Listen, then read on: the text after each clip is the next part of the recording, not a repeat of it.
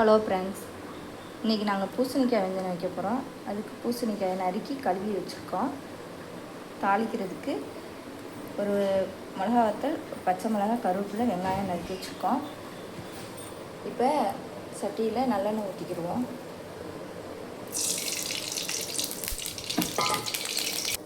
ஒரு டீஸ்பூன் கடுகு போட்டிருக்கோம்.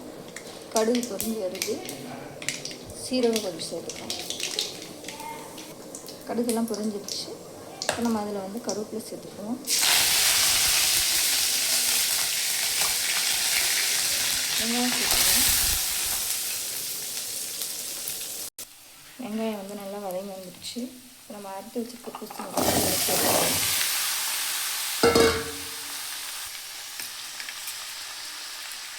கொஞ்சமாக உப்பு சேர்த்துக்கலாம்.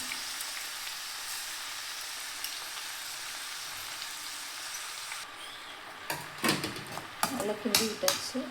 இப்போ ஒரு மூடி போட்டு கொஞ்சம் நேரம் வேக வச்சுக்கலாம். நல்லா தண்ணியெல்லாம் ஊற்றி நல்லா வதங்கி வந்துடுச்சு.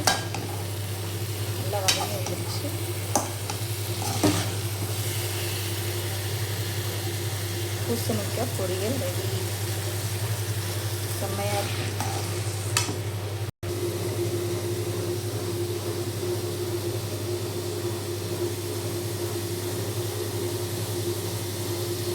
செம்மையாக ரெடி ஆயிடுச்சு.